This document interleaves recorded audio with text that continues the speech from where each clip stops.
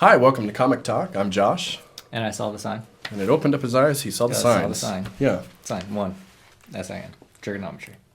Oh, yes. Yes. Yes, this is a poll list for February 10th. This week, we're going to talk about 5 issues that we read. They are Batman, Hawkeye, Suicide Squad, Descender, and Catwoman. Whoa, man. Whoa, man. So we're going to talk about probably the big one of the week, Batman 49. This is Snyder, Paquette, and Fairbairn. Clearly he's from Finland, right? That's what you decided? Yes, Bjorn Fairbairn. Bjorn. So what happened in this, Drew? He puts his mind back into his brain. He does, in a very Grant Morrison-esque way, right? No. Okay, so we talked a little bit before this about this, and we decided that there was a bunch of cool Elseworld stuff kind of happening as a result of sort of all these memories being shoved back into his mind at one time. Mm-hmm. But the way in which it happened and all the dialogue surrounding it was just like so excruciatingly flashpoint. Right. Like, it was just hard to even... Well, you can't really take it seriously because it's so comic booky. Yeah, it's very kooky. Yeah. A term that struck me on this is Deus Ex Comica. Mm-hmm. Like the solution is that it's a comic book, right? Yeah. Like this is comics, so you can just use the magic machine that puts your brain back in your brain. Even though it's not complete because you figured out like a philosophical answer to your technological problem. Right. Wherein Batman has to kill even though Batman doesn't kill. Right, and so because he kills and then they use the machine on him again after using it over and over and giving him all these weird Elseworld things. Now he's Batman again. You know, it's fun, I guess. It's weird that as Snyder's getting to the end of his run, because he's only got a couple issues left. Yeah. We're getting this really kooky, non-Snydery feeling stuff, or at least Snyder's always been like right on that razor's edge to me between this kookiness and like a serious, darker version. He's just to the left of Grant Morrison. You know, Grant Morrison likes to do that even maybe more actually, probably. He's kind of like a tamer Morrison where he floats on both ends. But I feel like he's really going out into the Jeff Johns side of things here. Yeah, which is lame. Yeah, why such a strange choice at the end? 'Cause he's only got 50 and 51 left. Which, by the way, it's hilarious that like the new 52 titles aren't even making it to 52 issues. They get into 51 and then like already pulling the plug. Right. Like, it really shows a lot about the long-term planning of powers that be. Hey, what can you even really say about that? It's just... It almost feels intentional, like they said, 52, that's a good time to start over again, but... And then they made it to 51. That's the funny part. Well, the whole idea is that they're going to get into 52 with most of these. Like, Snyder's leaving at 51, but I think there'll be one more. So it gets to 52, and then it'll start over at 1. Oh, maybe like an annual or something. But there'll be Maybe. annuals for a lot of big titles. Maybe. Who knows, man? All in all, this was better than maybe the last issue or two for me, but only because I guess at least they're kind of concluding the whole thing, so it was kind of fun to read that. And the Albert Bruce moment. Alfred. No, it's Albert, man. Come on. He's Canadian. It's Canadian Butler. God, you don't know anything about Batman. No, the Alfred Bruce. So he was making him poutine in the Batcave.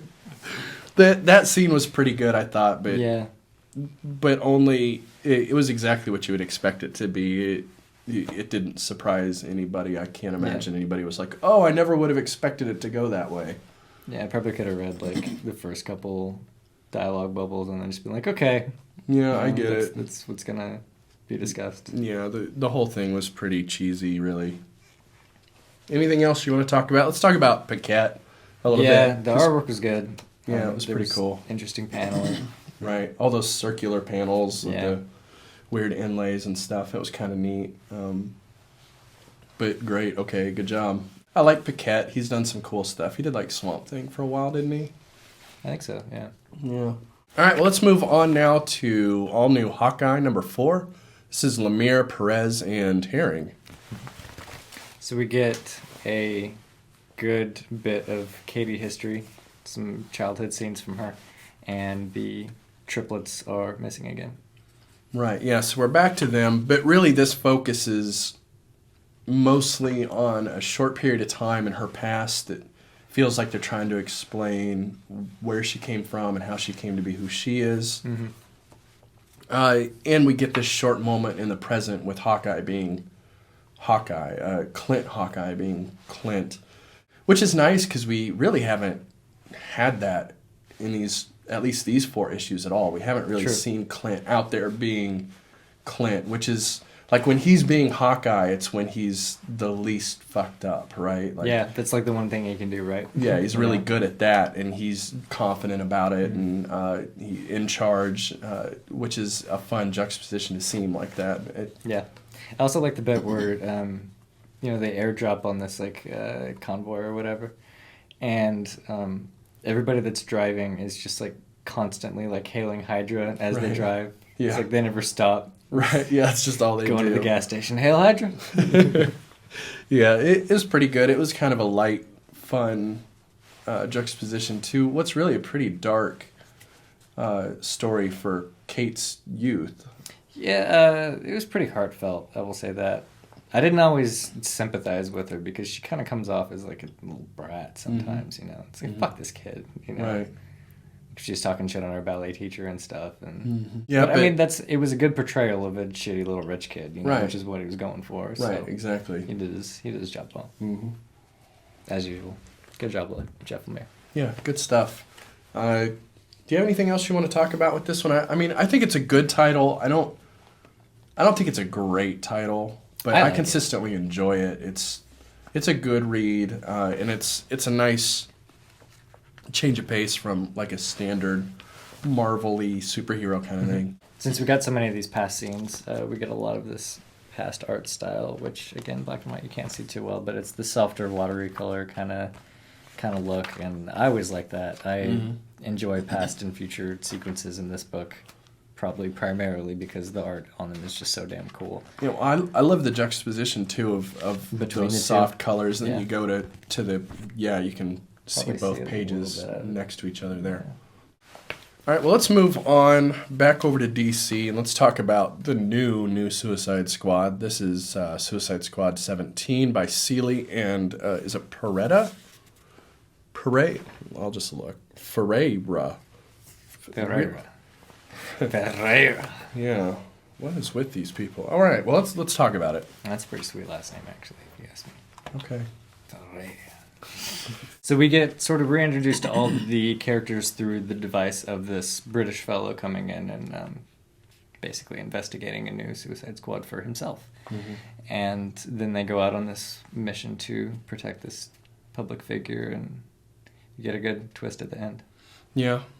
Okay, so I like the darker tone. Mm-hmm. I think it's fitting for Suicide Squad. It feels a little more maybe grounded. I don't know if grounded's a fair word to use, but it feels Less fantastical, maybe. yeah, less fun, really. The fun is more a dark humor now rather than just goofy. Mm-hmm. A lot of the exposition here is pretty ham-fisted, I thought. It felt a little too explainy. Yeah, I got the vibe, and given this movie isn't out yet, but, the scenes that I'm guessing are going to be semi-opening scenes, it wouldn't surprise me if it was, remarkably similar to this. Agreed. There's, the bit where Harley's writing, love letters to herself as part of her therapy, and I think I remember in the trailer, seeing, bits of paper, flying around as she was hanging upside down, which is hanging upside down in this. Right. So, yeah, I think it's a definite push in that direction, but spoiler alert, so skip forward if you need to. We'll put a link. There's things down there that you can follow. Just move on to Descender. Okay. I think it's awesome that they killed them all at the end. That made me like so happy because like I hope they stick with it. They won't. That's my problem with it. I didn't buy it at all. I think maybe. I mean, I saw an interview where I think he was going to change the lineup quite a bit. So this could be that. Like, I don't think Harley's going to be in it anymore. He named like a bunch of people, and some of them like I didn't even recognize, because they use a lot of B characters for this and whatnot. But it felt like they were like, okay, tie this into the movie universe and shit. And then he was like, okay, so he did like a third of the issue, maybe like that, and then just fucking like killed them all at the end. Well, yeah, that's cool then. I do like the idea, because my main problem here is that none of these characters feel expendable. And so when... I think Deadshot will probably stick around. Sure, yeah. And they can't kill Harlequin. Like, she's way too popular at DC right now. They're not killing that character. She's back. Next month, she's back. Maybe not in Suicide Squad, but... You know what I mean? Like, in continuity of the world, like, she's not dead. Well, she could have just, like, escaped or something like that. And thus, she can't be dead in this comic either. If she's out of it, then good. That's cool. That's good, yeah. But that's really my main complaint with this comic is none of these characters feel expendable. They're going for this darker, more actual Suicide Squad tone, but none of the characters here felt expendable. So when they offed them all at the end, I thought... Yeah, right. Next issue, we're going to come back and, oh, look, they were all just stunned and, there's going to be somebody deactivated their neck shit or something. Right, right. So... We'll see where they go with it. So, yeah, if he's getting rid of these guys and bringing new people in, like no-name, C and D-list guys, that'll be great. That's what I would love to see from Suicide Squad, because I want to feel like these characters can... die. I want to. I want to learn about them, and then just be ripped apart when they're like, I just learned about this motherfucker and now he's dead. Right. I was just getting to like this guy. Yeah. And I do like that he saved Captain Boomerang back. So that means we can still have him around. Which I'm guessing that's why he did that with that character, because he probably wants to use him because he's a great character. So this could go pretty cool places. I did like Deadshot in it too. So did I. Yeah. He really nailed like just his mindset and like the dialogue, and when he did like the shadow thing with the crosshairs, I was like, oh, that's tight. Yeah. Yeah, I did too. I liked him quite a bit, and I also really liked the art here. I think that was great. I opened the book and I was like, oh, this is awesome. Yeah, it's got a cool feel to it where it's a lot more grounded feeling. It's not the hyper digital that we got from Briones and Blonde. So I think this could be going places. It's hard to say with this issue because it is a transitional issue. We'll just have to wait and see, I think. Yeah. All right, let's move on to our only image title this week. This is Descender. This is Jeff Lemire and Dustin Nguyen. This is the second Lemire title we read this week. So there's a theoretical robot heaven, and we get a big reveal at the end. The main thing I took away from this one, the thing I really liked about this issue was the middle section where we had the conversation between Telsa and Quan. Yeah. The rest of the issue felt really just like a setup. Like most of this issue feels like a kick and turn. Like, okay, now here's a new thing. Now we're going to start with that. But the only meaty, like, real character development I felt was that middle section with those two characters talking to each other, and it felt really, like, the scripting was incredible. Like, I really liked the dialogue a lot. It was good. There was that little bit with Tim 21 and Tim 22. It didn't, it wasn't as deep as the other scene, but, of course it wouldn't be, because, these little robots programmed to be like 10-year-old boys, Right. But there was a couple like heartfelt kind of things in there, like when he showed him the book made of paper and stuff, and he just couldn't comprehend it. He's like, wow, everything looks so fake. Yeah, it feels fake. Yeah. I thought that was pretty cool, actually. So I'm with you there. Overall, though, I didn't feel like there was much meat to this issue in terms of like moving the plot forward, right? Yeah. Again, I think this is one that's going to be really good in trade. Mm-hmm. Agreed. But, you know, having only this little bit of story for the next month is kind of like, God damn it. Yeah. You know? So. Yeah. It really just some good character development. I did, though, really feel like we got a lot out of Quan and Telsa in that. And we learned haven't a lot in a about while. both of them. Right. Yeah. So, and the art is cool, as always. Yeah. I'm glad Driller's back, too. Oh, yeah, that could be really cool, having those characters back in the mix, and now they're running around with Andy, which is pretty interesting, a new mix-up of characters. Mm-hmm. Some old characters, some new characters. Mm-hmm.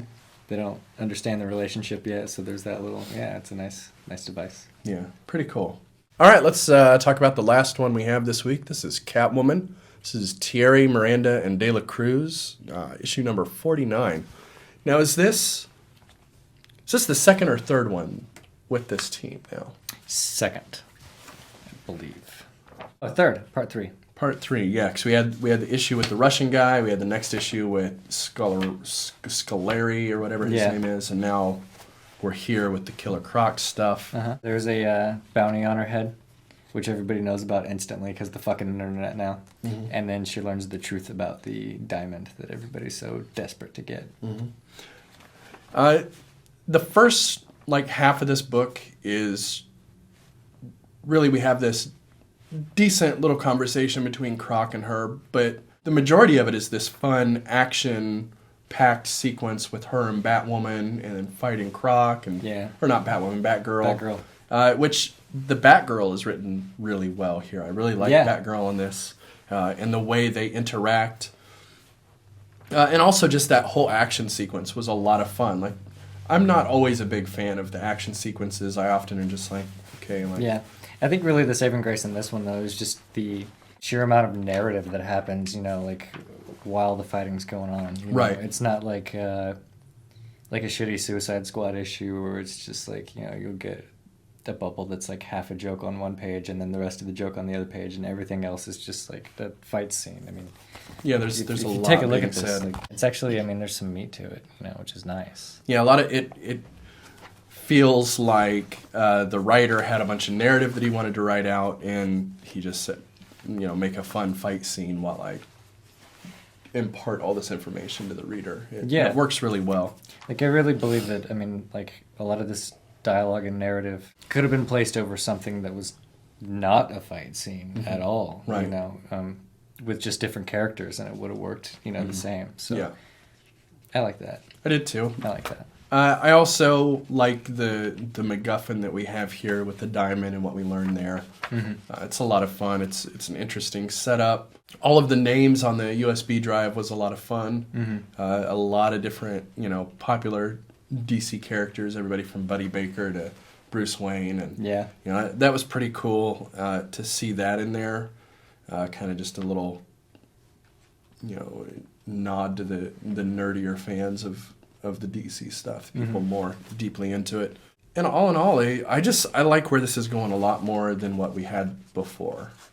I like it quite a bit too. I'm not going to play favorites here because I think both have their merits.